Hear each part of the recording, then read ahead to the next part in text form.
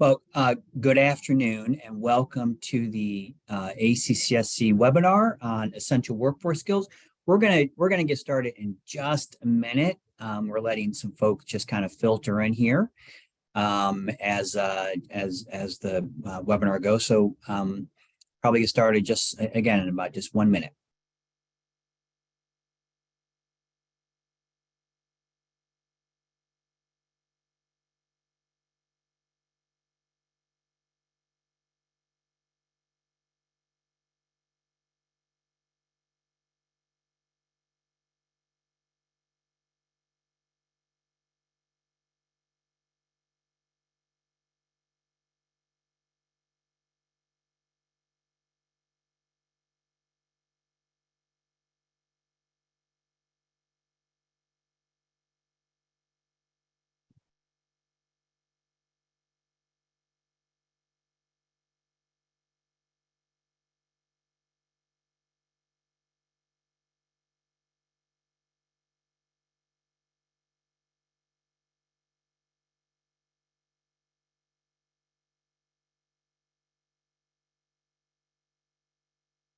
So Richard has asked a question as to whether or not the webinar is being recorded, and it is being recorded, and we'll have that available on our ACCSC Essential Workforce Skills as well.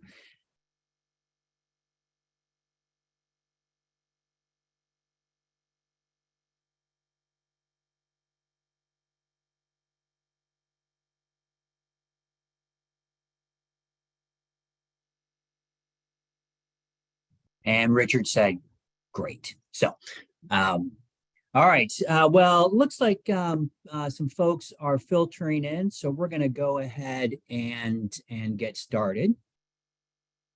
My name is Michale McComis, and I am the Executive Director of ACCSC.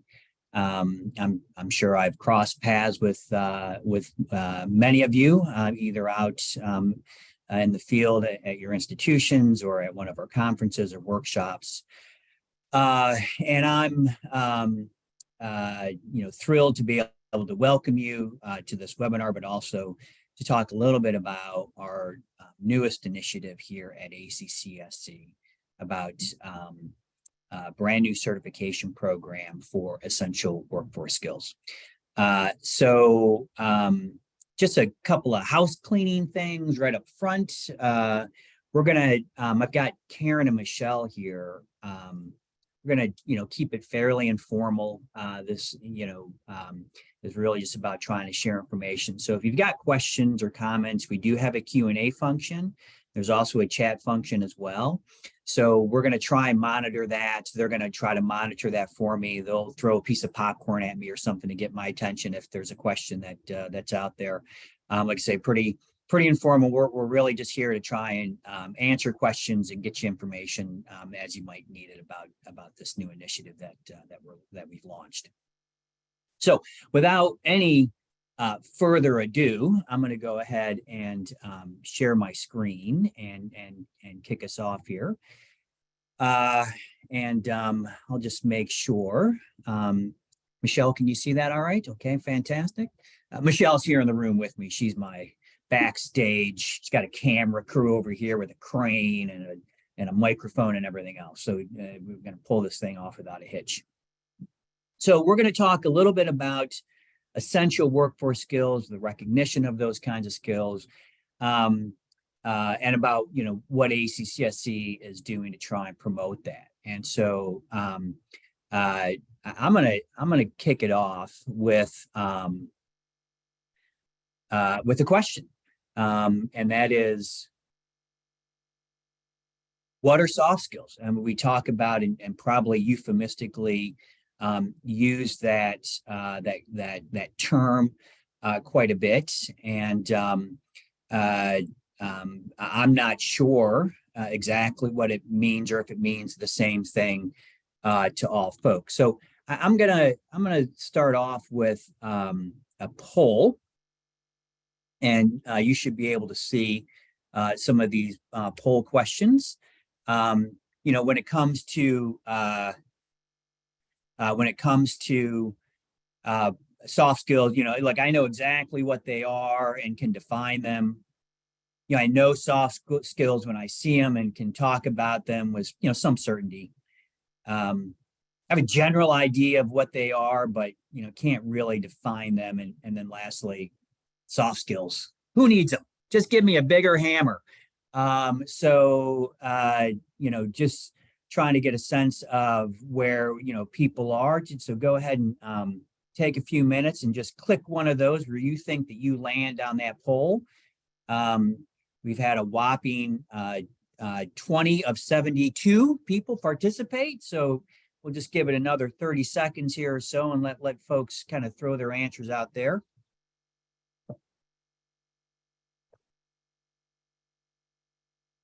So it looks like, we've got a little mini bell curve here forming. Most people, 59%, falling into that category is, I know them when I see them.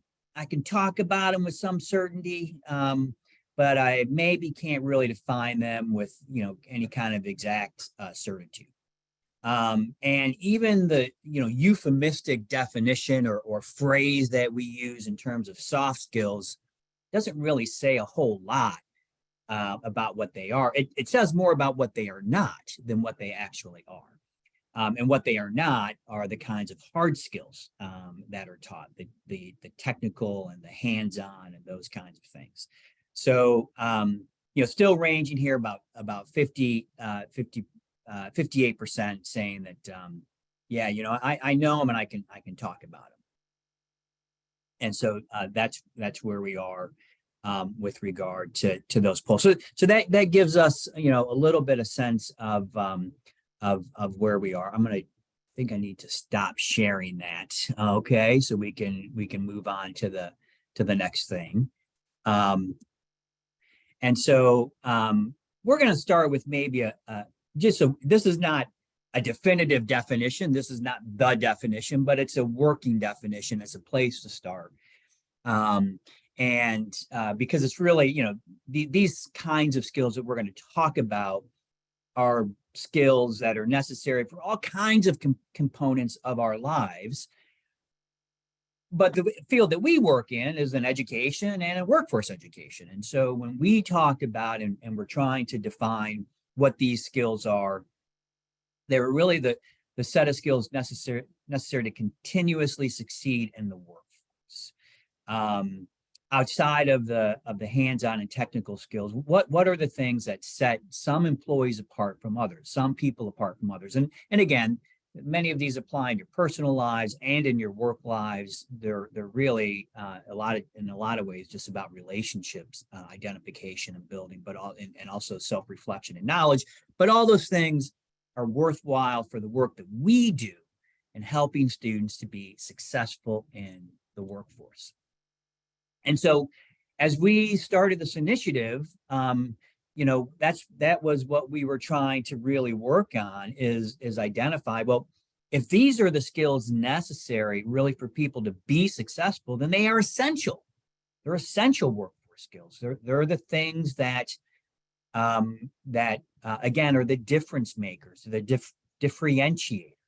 If you've ever hired folks or been in a managerial position, you know what that bell curve of your employees looks like. And what are the distinguishing characteristics? What are the characteristics that set one set of employees, one set of colleagues, one set of peers apart from another? So we're going to work on that working definition here. And we're going to take soft skills and we're going to take that phrase, and for the purposes of what we're working on, we're not going to talk about them. And that way we're going to call them essential workforce skills. That's the universe that we've set. Now you might be asking, well, what are they? Can we cut to slide 72? I'm just waiting for them. I will get there, I promise. I'm just trying to lay a little bit of ground. So I said, earlier, focusing primarily on hard skills is likely insufficient, and it's not really just about the work that we do. It's the work how we do, and it's the relationships that we build, and it's all the other stuff that happens in our lives that either tangentially or in some other way, kind of impact or at least our career paths. So I don't know how many of you all would say, this graphic here looks familiar to you in terms of your career path. And even for someone like me, who's been at the same company for 30 years, it doesn't mean that my path has looked exactly like this. And so even in those kinds of situations, it's oftentimes that the path is not straight, but instead probably looks a little bit more like this. Circuitous, changing, expectations change, goals change, families change, needs change, barriers change, expectations change, employers change, employees change. So all of these things are constantly kind of swirling around and creating challenges in a constantly varied kind of path. So the idea that I go to school, I learn a skill, I work, I retire it is a way to look at it, but it's probably far too simplistic. So then if that's likely the case, and I think most people would agree that in some, sense or another, like, again, I'll just use myself as an example, worked in the trades, joined the military to get school for college, went to school at night, transferred to a university, got a job, went back to graduate school, worked some more, went back to graduate school again. I mean, all those things are constantly kind of changing the way that path unfolds. So then likely, if we really want to equip our students to be and have the best opportunity for success in school, success in life, success in careers, we need to be thinking about the kinds of tools that we're providing.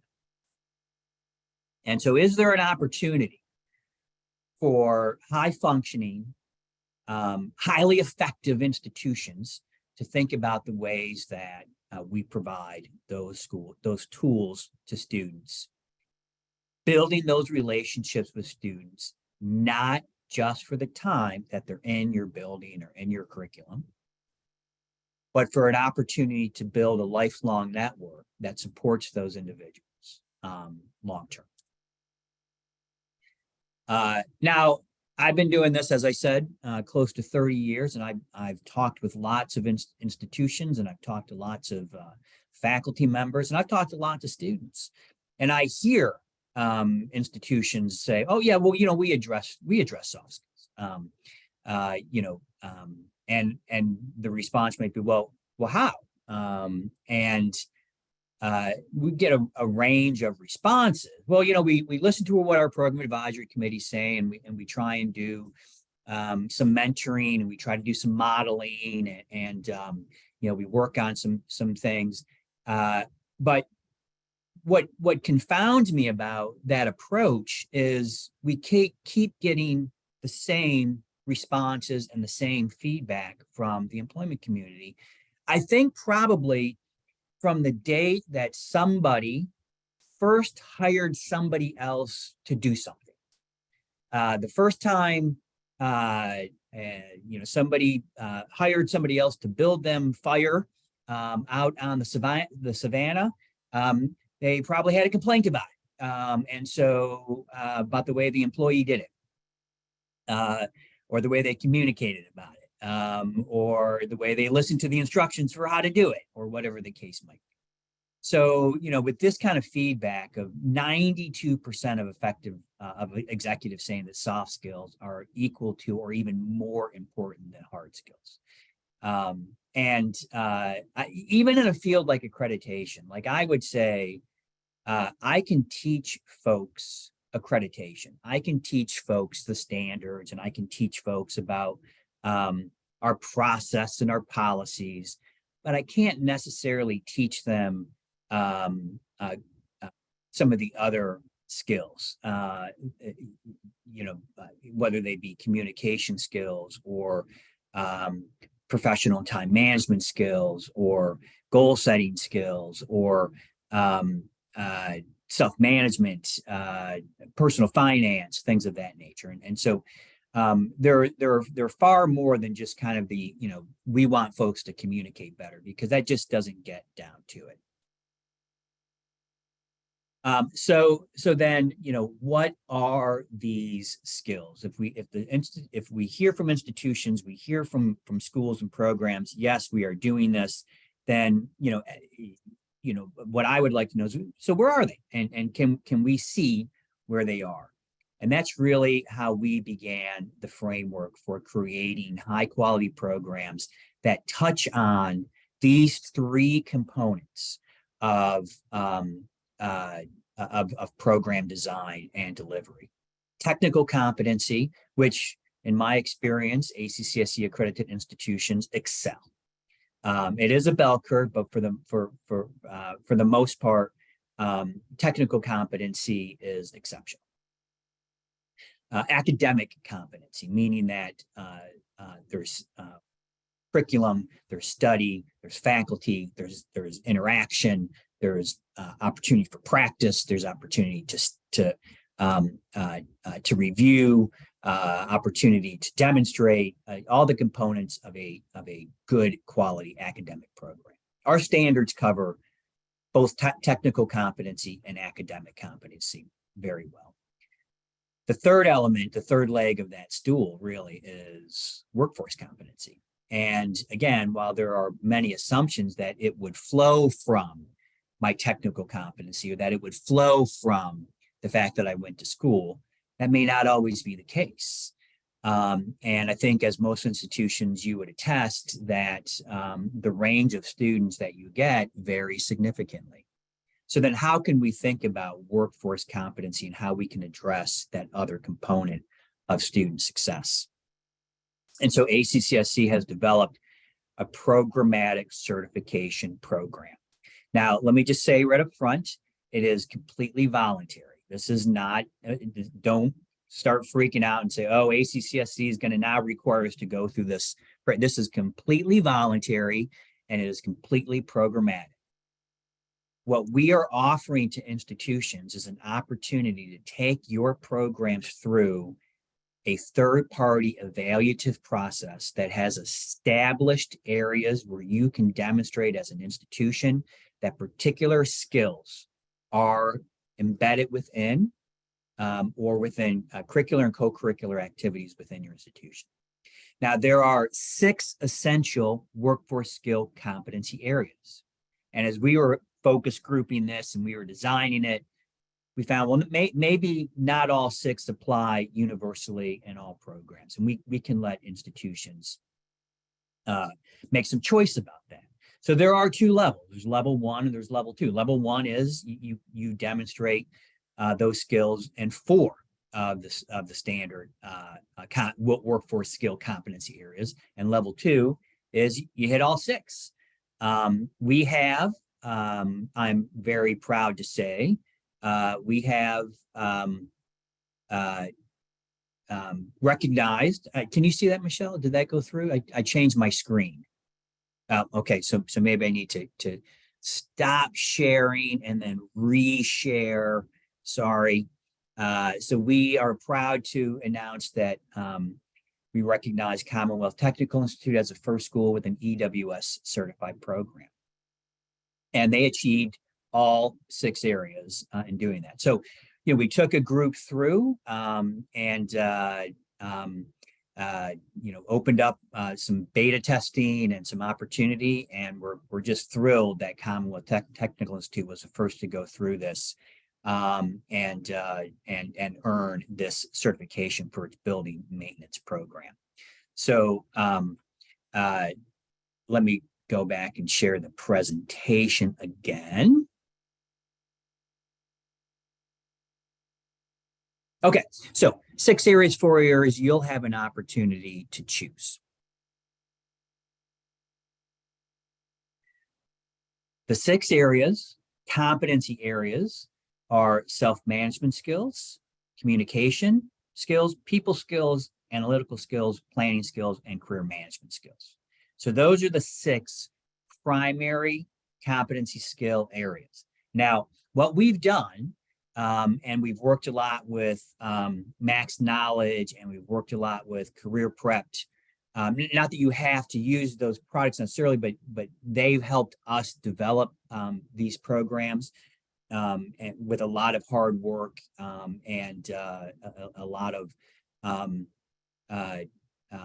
opportunity to really kind of go through and look at through research what are the primary skills that, when we want to talk about these essential workforce skills. What are they? We're trying to define them in ways that they haven't really been defined before. Now, within each one of those, there's a defined set of skills beneath that. And so, for example, under communication skills, one of the 7 essential workforce skills within that competency area is to speak with intention. So we keep drilling down within each of the 6 areas. There's a subset.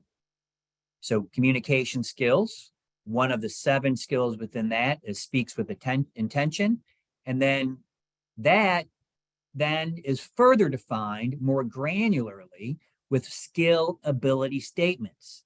So when we talk about speak with intention, what we're looking for, what an institution is looking for to have an opportunity to work with the students, think before speaking, organizing your thoughts, distinguishing noise that disrupt verbal messages, what basically distractions, reducing your own distractions when you're speaking, understanding verbal and nonverbal messages, and really looking for understanding and intention. So what this program would then allow an institution to do is now have a taxonomy. We're not going to talk about just kind of soft skills in this ethereal way. And we're not going to talk about in terms of, well, our faculty are good mentors. I'm sure that they are, but now the faculty is armed with a specific set of taxonomic areas that they can be also mindful of and looking for within their own teaching, within their own curriculum, within their own assignments, and having understanding. So let me talk about those things a little bit more. So one of the questions that we were asked is, well, some of these, can you put it into real world speak? So we've gone through and we've provided a number of examples. So another good example is managing time. That's another skill that fits within one of the 6 essential competency areas. And so for a truck driver, looking at all of these kinds of sub skill set areas, a real world example about managing time is that a truck driver, yes, they know how to drive the truck. They know how to operate. They know how to shift. They know how to, back up. They know the rules of the road. But can they also optimize time to deliver loads by planning optimal driver routes, avoiding city streets and traffic, and adhering to a tight schedule? That's a skill that is going to differentiate that truck driver from another that doesn't and hasn't been introduced to that as an expectation of employers. And so, again, by building in these kinds of assessments and these kinds of tasks and these kinds of specific skill spotting, as opposed to, again, just the hard skills. Can they drive the truck? And really, that might be all that the state of Virginia is looking for when they give the test to that truck driver. But the state of Virginia is not going to hire that truck driver. ABC Trucking Company is going to hire them. What are they looking for? Well, they're looking for the cream of the crop. They're looking for those truck drivers that possess and can demonstrate these exceptional additional skills. So within this program, we have what we're looking for in the certification program are ways to evaluate these essential workforce skills, and with regard to the design of the program, the program's implementation, its outcomes, and evaluation. And so there's a whole, process for an institution to go through and talk about how these specific skill sets are covered within the curriculum. And so in a lot of ways, it comes down to mapping and demonstrating within the program curriculum where a skill lives and drawing a line from that skill to that place where it lives, either in the curriculum or in some cases in a co-curricular activity. And so we have what are looking for program learning outcomes. That's what you have within your curriculum. And aligning that or again, drawing the connection to the skill definitions, the essential workforce skill definitions. And so the primary learning outcomes should, be able to align to those through some ability statements. A student will be able to. And so, there is an opportunity again for faculty to engage here and to understand not just again about teaching the specific technical competency, but also what other tools and resources do we want to be able to do. And this provides the faculty again with a vernacular, with a lexicon, with a language that aligns to what it is that again employers are going to be looking for. So we'll be looking for that alignment map. Now, I've mentioned co-curricular activities here quite a bit, and because I've heard from some institutions, got some feedback about, well, it's just going to add a lot of time to my program. It may or may not. It may add no time to your program if you can go through the mapping and identify it.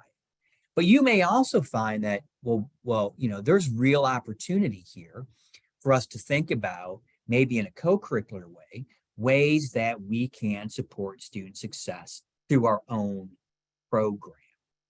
Because again, many and several of these skills have to do with communication, have to do with time management, self-management, personal management, all things which students need access and opportunity to practice just in their own realm as students. And so you might ask yourself, when students come to you on day one, in your estimation, are they prepared to be students and to be successful? Now, if we were live and I could see your faces, I have a fairly good idea of how you would be reacting to that question. And so, because I asked that question quite a bit out and doing presentations and talking with institutions, and I get largely the same reaction, particularly from faculty. And the answer is no.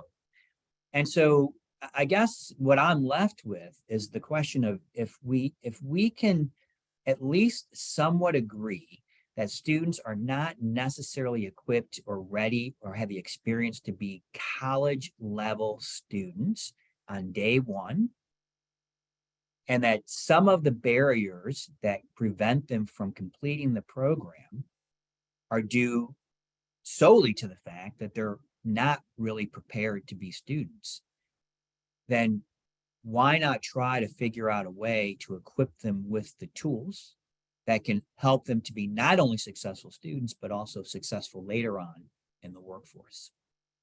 So a good example of this is time management skills or personal management, where you might have an activity where you're asking students to write short-term and long-term goals and to write about how they plan to achieve those goals and to talk about what challenges they think they might face in those goals. Instead of, again, asking about that in an admissions interview, in an orientation program, not orientation day, but in an orientation program, you help students through that in a more designed, in a more assistive, in a more dedicated way, so they can really work through thinking and writing and talking about personal management, goal setting, how to achieve goals. And so when institutions ask me about, well, is this going to add a lot of time to my curriculum, to my program?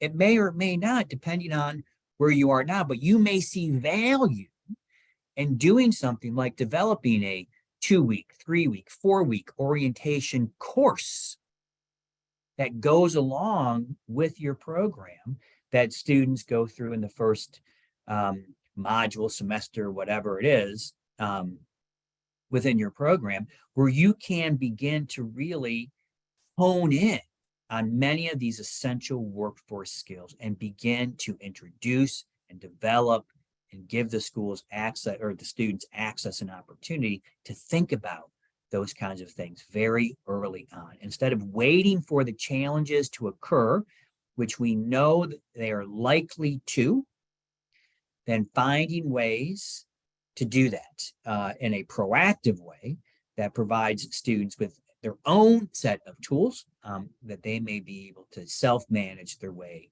through your program. Now, I've also heard folks say, well, you know, that there's a cost that's associated to maybe lengthening a program or whatever the case might be. And I understand that. And maybe there's more time associated with it. But what I would ask is, if you can save 10 students from dropping out, you can save 15 students from dropping out, then more than likely that pays for the orientation course itself. If you can retain a few more students, if you can keep them in school and keep them through to success, then you're creating much greater opportunity for your own institution to grow in a lot of dynamic ways. And so investing in your students, investing in your student success has a significant opportunity that allows the institution to grow more dynamic. And so I would ask you to think about it that way. Yes, there is an investment up front. Yes, there's a time investment in these kinds of activities. Yes, it's hard. No, it's not required. But if you think about it from the context of, well, it might not be required, but it's one of the things that will differentiate my institution from another. It's a way for me to stand apart. It's a way for me to demonstrate my commitment. Then in today's marketplace, you may find very well that it is required. So some other ways that you can think about this: community service projects and activities would be an opportunity to embed some of these skills within a very organized way. Here are what our goals are. Here's how we're going to approach that. Here's how we're going to try to embed and not just assume that it's going to happen just because it's a community service project, but you have a goal in mind. You have an objective in mind that will help to drive some points home for students as well. Whether it just be, you know, take a few minutes and write a reflection about our community service project. How did it make you feel? And you know, what were some of your takeaways? And, you know, can you describe a moment today where you felt really good about something that you did? And just giving students just the opportunity to reflect and to engage. Student government might be another way to get students involved in some leadership activities, and even just working in the school store because you're working with, you know, essentially patrons and customers, or working at a tool cage, whatever the case might be. But instead of just, you know, plopping them in a chair and saying, do this job, you can again be looking for ways to embed the very kinds of skills that you're working on in the curriculum can also be found in a work study program. So let's, you know, talk about it again into this kind of real world issue. So, you know, one of the essential workforce skills that we'll talk about in the program is problem solving. And so there are several different ways that's addressed within the EWS program. And so, you know, as we were, you know, again, developing this program and you know, talked with institutions and basically said, well, you know, either you probably already do, or there's real opportunity for problem solving to be embedded within curriculum and tasks. So, for example, you actually create an assignment. And I've already seen this in many institutions, so I know I'm probably preaching to the choir here, but, you know, you create a problem unbeknownst to the student, where you provide them, here in this welding example, you provide them with a faulty spec sheet that has a problem already embedded in it. And the hope the assignment, again, probably unbeknownst to the student, is they need to identify what that problem is. Maybe the spec sheet's got incorrect materials on it, or asked for an incorrect kind of weld to be done. And so, are they able to identify that? Okay, so we've identified that there's an issue here. Now we get into, well, how are we going to communicate that? Is a student just going to, walk back to their manager, in this case, the faculty, and, start complaining about, how, there are all kinds of mistakes that are happening, what's going on with this place, and it's terrible, and there's always stuff happening? Or are you going to help them to understand that mistakes happen? What you want to identify to your manager, to your boss, is that you were proactive enough to find it, you were proactive enough to understand it, and technically competent enough to understand it, and then able to go back and generate a solution and generate opportunities to overcome that problem, get it corrected, get the right materials, get the right weld done, and complete the task. Those are the skills that, again, accompany, couple to, maybe even supersede some of those technical skills around just being able to do the weld itself. That's just one example of how you build something like that into the curriculum. So skill mapping, we talked about this a little bit, but this is a big part of it. It's really just creating this alignment map and providing evidence to demonstrate where these schools live in the curriculum. And as I said, there is quite a bit there to go through, but it is an exceptional opportunity for your faculty to engage in this way, to understand what is the goal of the program beyond just the technical competencies. What do we want students to be able to be, not just to be able to do? And where does that live in the curriculum? Challenge those faculty members, challenge those directors of education, challenge those program heads to draw that line between that skill. And it could live in 15 different places in the curriculum, in several different courses it can live. And faculty members might be able to demonstrate and generate all kinds of these connections. And it creates the opportunity for them, again, to understand that goal, that gives them a vernacular. Now, we're not looking to measure mastery or even competency. This is about an opportunity to show that where it lives in the curriculum, that there's an opportunity, an introduction to the skill, and an opportunity to practice and have some awareness of it. And so that the student, again, has the set of tools within their own experience. We're not measuring competency or mastery here, because these are not necessarily things that you master maybe in your entire life. You work on them, you think about them. I'd like to say that I speak with intention, or that I am an active listener. So, skill spotting is where you might say to a student, I was just watching you there interact with your fellow student and doing that assignment, and I noticed that you were really demonstrating active listening. You were not just hearing what they were saying, but you were giving an opportunity for them to speak, to give their reason, to repeat back to them what they said, to demonstrate your own understanding of that, to provide your response to that in a way that was reflecting good teamwork.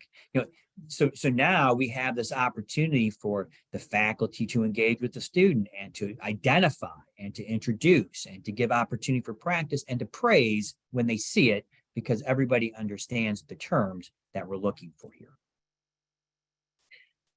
So as we're not looking for mastery or competency, but we are looking for assessment. So assessment in terms of the process, the procedures, the curriculum, how it's addressing, where it's looking for. So evidence of where the exposure occurred, where the practice occurred, and whether or not you have some rubrics around, where things live in the curriculum and the skill set and where those two things intersect. And we're looking for systematic engagement, program evaluation, and as necessary, continuous program improvements. But there's not an annual report with this program. There's not a large self-evaluation. And so let me talk just a little bit about the certification itself. So I'll just go back. So, essentially you're going through, you're demonstrating that you meet the 4 distinct areas within the certification program. It is a 5-year certification. So once you get it, you've got it for those 5 years. And once you do it the first time, the feedback that we've gotten is once you do the first one and you kind of get into a rhythm, many other programs kind of, you know exactly what you're looking for. Your faculty know better. They've grown. Again, they've got the set of terms that are consistently used. So the first one is a little harder, or maybe the hardest that you encounter. And when you go through the renewal of the certification in 5 years, again, unless there's been significant changes, what you're really going to be demonstrating is the engagement, the evaluation, and the improvements since the previous certification period. So, as changes maybe occurred, you might talk about, where they are, but largely you're not going to have to do a total remapping of all of those skill sets. The map will already live. It's dynamic and it's organic. And so you're going to just have an opportunity to make tweaks to that through your engagement, evaluation, and improvement process. So, so we do have an online course that talks about this and for preparation purposes. So how do you prepare to go through the certification program? And so ACCSC 110 is available at our online training center. And if you have any issues with that, then just contact us and we'll try to work with you on it. So why do this? I've already laid out, some of the things that I've heard. It's too hard. It's too much. We already have really good employment rates, so why would we need to do this? And all those things might be true. But none of those are a reason to not do it. And so, because even if you have a really good employment rate, it could be for no other reason than you're the only game in town. It doesn't mean necessarily that employers are happy with the level of essential workplace skills that your students bring to them. Now, my follow-up question to that is, have you asked? Have you asked those employers, would our program be more valuable to you if we embedded these kinds of skills? Give them the list. Now, it's like anything else. Of course, they're going to say, yes, that's exactly what we're looking for. Then it's really up to the institution to say, well, do we want to be the exclusive institution that's going to be able to then deliver this? Are we going to be the institution where we can say, when students graduate, they have this on their completion certificate. They graduated from an essential workforce skills certified program. And while that might be maybe not as well understood today as the program is in its early stages, it will grow.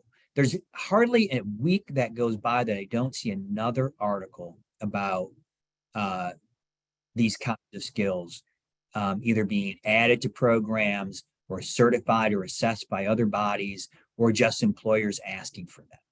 So you have an opportunity with ACCSC to be a leader. You have an opportunity to really enhance your program in a way that addresses all 3 components of that for high performing programs, technical competency, academic competency, and workforce competency.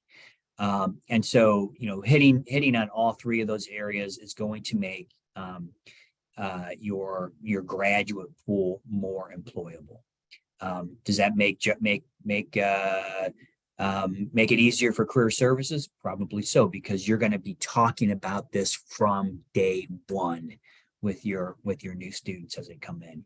You're going to be talking to them about, this is a workforce skills certified program. So we're going to be talking to you through this entire program about these kinds of skills. You introduce them to the whole thing right up front. You tell them right up front, these are the things that we want you to come out of here having had some opportunity to practice. We want you to have these terms in mind when you think about your career moves, when you're interviewing, when you're talking with your employer. They walk in with those skills already in mind, and employers ask questions about, well, are you able to do this? They're going to be able to regurgitate. They're going to be able to use language and talk about skills in ways that their peers cannot. So if you're looking for differentiation, if you're looking for a way to stand above, there are not many other opportunities to do that. So we're encouraging institutions to think about. Now, even if you just go through and look at the program and just look at the skills and say, hey, maybe we should just be more mindful of these things, then I'll take that as a win. I do sincerely believe, working 30 years in this field, that this is something that has been missing, something that is needed, something that's been asked for from employers, and even from others that are looking for ways to measure things like gainful employment. Well, how are these career technical trade programs really stepping up to the plate? How can they be the kinds of programs that are irreplaceable? How are they the kinds of programs that succeed beyond expectation? Technical competency, academic competency, workforce competency. So I do hope that this has triggered some thinking around it, planted a couple of seeds, and I'm gonna go ahead and move over to the questions, and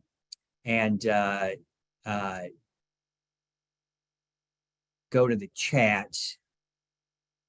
So Karen has provided some information here about skill statements and the essential workforce pathway and the training. So if anybody has any other questions, feel free to go ahead and put those in the Q&A now, and we'll see if we can't try to answer those. Otherwise, we'll take a break. We'll stop. We'll say that Michael did a great job answering all of our questions before we had an opportunity to ask. Okay. I'm glad some people are writing in saying that we'll take a peek at it, we'll look into it. So that's good. I hope that you do. And if you have questions, if you're interested, then we'll see what we can do to get you those questions answered. Karen Marcinski and our staff and myself, we're kind of leading up the charge on that. You can reach out to us directly. Karen's your best bet. She's really the person that's done the lion's share of putting all this together and working with Max Knowledge and working with Career Prepped on this. So we're thrilled to have done that. So Richard says, are any of these skills development activities depend on student-to-student interaction in the classroom? They could. I mean, again, this is about your design and about, this is not a micromanaging kind of process.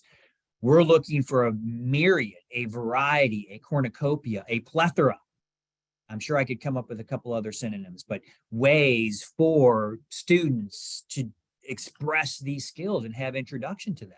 I think the student-to-student interaction in these ways is fantastic, because not only it's not about the faculty teaching these skills, it's about the interaction that the student has an opportunity to practice. So what you think about are the assignments that you'll do, the group projects that you'll do, that in some ways, unbeknownst to the students, in other ways, very, very clearly laid out, demonstrate how these skills interact, because it's really going to be the student-to-student interaction that drives a lot of that. So, well, thank you. A lot of folks are just writing in saying they're going to take a peek at it, and I do hope that you do. So will institutions have to go through the process for each program separately? Yes, it is a program by program certification. And that's why I had said earlier, it's very much driven. It's not an institutional, it is program by programs, because it's curriculum by curriculum. It's nothing that you just have a blanket statement around and say, we as an institution do these things. It's where does it live in the curriculum? Somebody writes, why now for this type of training? I agree with the need and agree it's become a growing problem. Are these skills no longer being taught in public K through 12 education? I don't know the answer to that question. All I know is that we see it as a real need here within the kinds of institutions. We are not limiting this program to ACCSC accredited institutions. We've already had interest and inquiry from many other post-secondary institutions. We don't live in the K through 12 world. So, talk to your school board if you've got concerns about that. But we know that it is an issue for students coming to our institutions, our kind of training, and really the development for career-based essential workforce skills when you're talking about what we do at ACCSC, and that is enhancing the opportunity for students to succeed in the workforce. That is exactly what this program is designed to do. So again, I do hope that it has sparked an interest. If other folks have other questions or things that we can follow up on, please just, like I said, send myself or Karen an email. Karen's vigorously typing in the Q&A to keep up with some of the questions that are coming through. So with that, I'm going to go ahead and say good afternoon and to thank you for your time and for your attention. And thanks for attending today. And again, hope to see you soon at a conference or at a workshop. So take care.